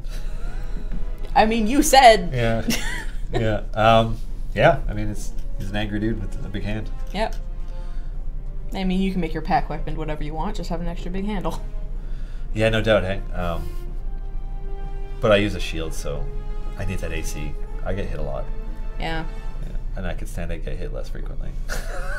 You are the one going into the fray. Yeah. I should probably be in there more often, but... I had hoped you would be, but you're cleric. And you're like, why risk it? Yeah, it's like, I don't know. I want to be near people to heal them, but also, like, I don't necessarily want to be in combat because my spells are better than just attacking, and a lot of them are, like, ranged, and you get disadvantage. Also, I'm just used to playing squishy spellcasters, so it's a different mindset. Oh, yeah, clerics are not squishy. No. I play a Death Domain one in my Tomb of Annihilation campaign, and, like, it's in the thick of it. Yeah. And it's not a problem. Right beside the Barbarian. Yeah. I'm also thinking about getting the heavy armor proficiency and going for, like, full plate down the line. Oh, yeah. But, you might even be able to, I mean, wow. I guess you have, well, no, your stats are really good. If you wanted to, you could also class Paladin or something as well, probably. Of course, then you're not getting your... Yeah, and you don't get the proficiencies when you multi-class. You only get, like, the first one. Yeah. So, that wouldn't help. Yeah, anyway. Actually, you know what? If you go into Paladin after you've already got Priest, you don't get heavy armor anyways. So you'd have to just heavy armor it. Yep. Yeah. Ninjas in PJs, are we going to get the ability to unlock past characters from special events like Stokey? Yes, you are. But we don't have an ETA on it. So, yeah, it's going to take some time.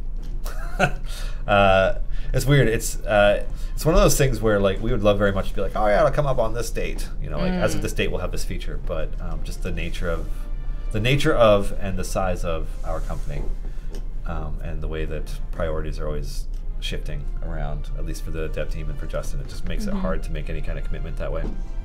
Aw, thanks for the hype, Erdspark. Yeah. Yeah. And thanks for the compliments. Glad you guys like the art. I like coming and hanging out with you guys. And just to plug myself for a minute, I actually stream on my own Twitch channel on usually Saturdays. Just doing, it's always art, but it's like whatever. And yeah, on the little banner to Art Monkey, that's me. On I will share this drawing on Twitter, definitely, and I'm sure Idle Champions will retweet it and such. Yeah. You'll see it. Yeah. So. But you could always just follow the Art Monkey with a TEH. Yes. Because I'm on Twitter and Tumblr and Instagram and now streaming on Twitch on the weekends and maybe at some point during the week. And now the raffle is happening, so I have no idea what anybody's... People used to say things. Yeah. This is for a Chewinga familiar DLC pack. That's a good one. I love Chewingas. They're so cute. Yeah, I was just saying, I'm like, why do we do other ones? Why can't we just have like 6 different Chewingas? Thanks, Obo Crazy. Yeah, click that link. Everybody do it. Yeah. It No, goes it's away. gone. It's already gone. Click it, and then it's like raffle spam destroys it. Oh, the flood. Yeah. Yeah. Yeah. Let's see if there's any questions. questions we missed in this little thing? Oh, yeah. Oh. Okay, let's see. Outside of digital, what is your favorite medium to work with and why? Probably just like pen and ink. You know, I don't really like painting, and I just in general do drawing and illustration stuff. So draw in pencil, ink. I like brush pens. Those are really good for inking. And then if I'm going to color something, probably Copic markers, which are very good, but very, very expensive. Yeah. Cool. Cursed Phoenix 94. Question: what was your hardest low-level encounter? Kat and Dylan. Mine so far was at level 4 with 2 laying spiders and 8 swarms. What was your hardest low-level encounter? And hopefully you're not facing encounters that are too hard. Yeah. I know what mine was, actually. Yeah. Anyways.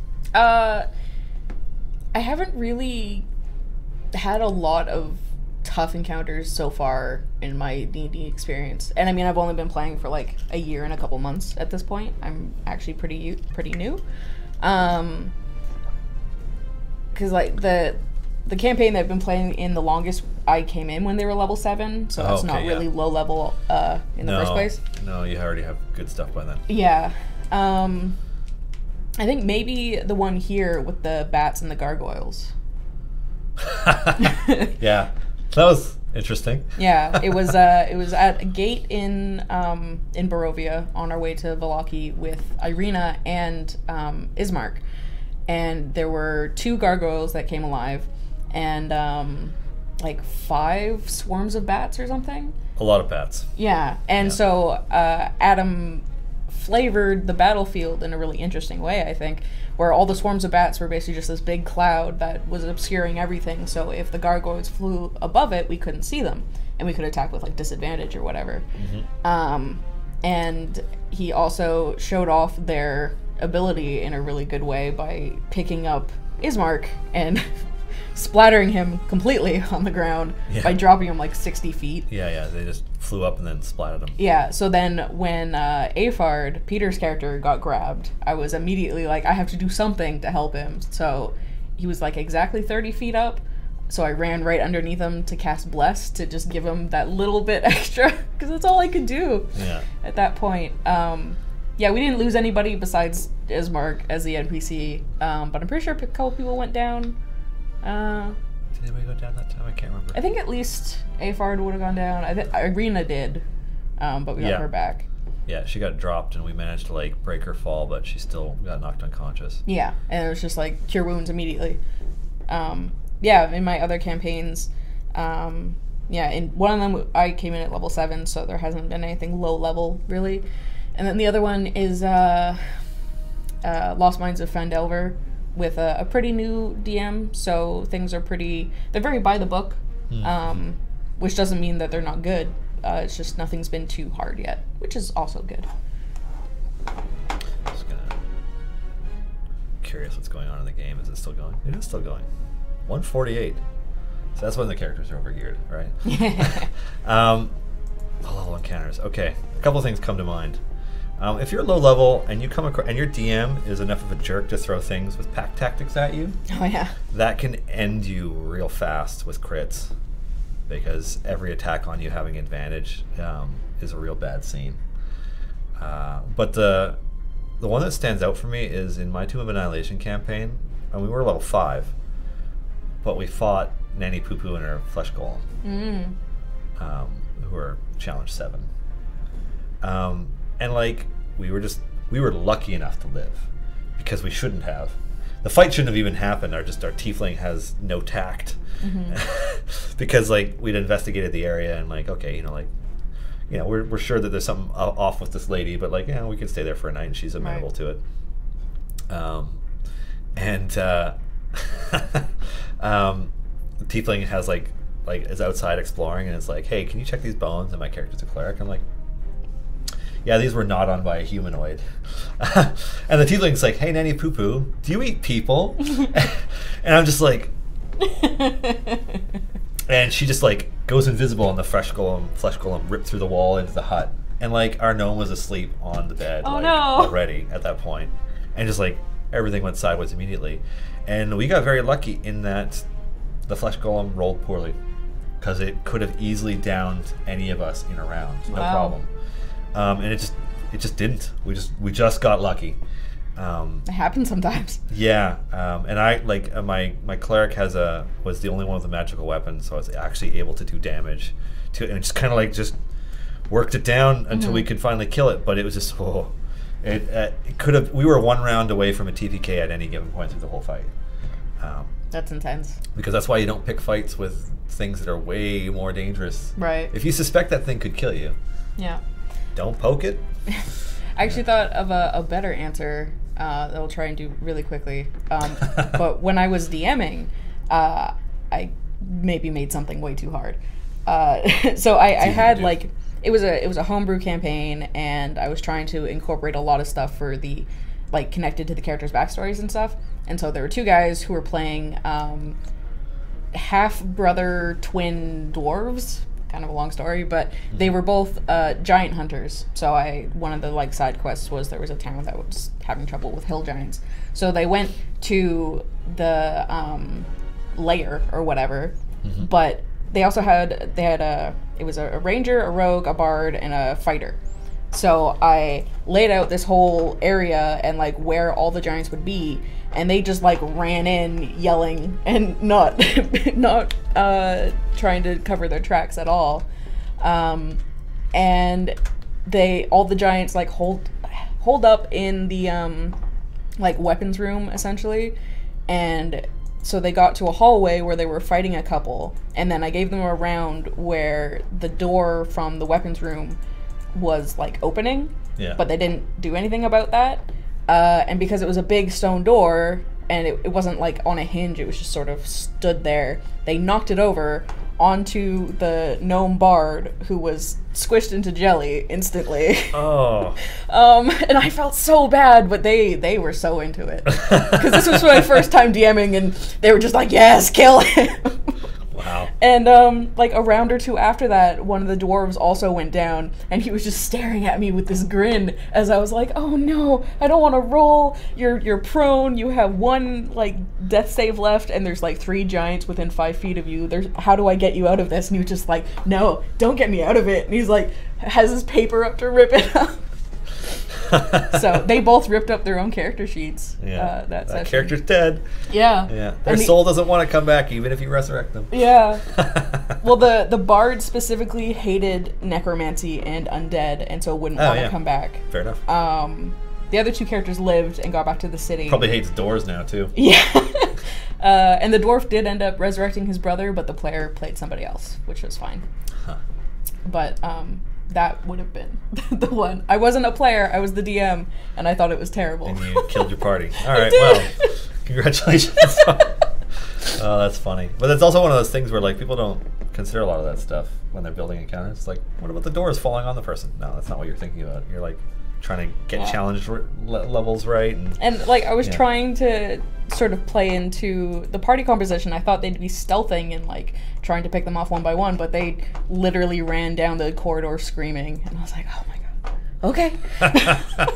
Like they took care of the guards in like the hyena guards before they ran off and everything, and I was like, great, this is going well. And then they just ruined everything in like a 3-second decision. That's funny. Well, that's a good note to wrap this up on. So we're hitting the end of the stream anyways. Sorry if we didn't get to any final questions because of that, but I wanted to share. Mortoned says, my oldest D&D character was just disintegrated last Monday in Tomb of Horrors. Good thing one of my companions had a Ring of Wishes. Oh, wow. No doubt. Tomb of Horrors it's not messing around. So that's what we have for our show today. Thank you so much for watching the stream. Thanks to Kat for joining us this week. And of course, thanks to Wizards of the Coast for hosting us, and for you for watching. We're actually not going to have a stream next week because myself and Clive and Eric are all out of the office. So we may do a video rebroadcast or something, but there won't be an Idle Champion stream next week, the 26th. Waffle Talk is coming up next at 4. Trapped in a Birdcage is coming on after that at 5, and then of course Critical Role. So yes, have a wonderful week, everyone, and thanks for watching. Bye!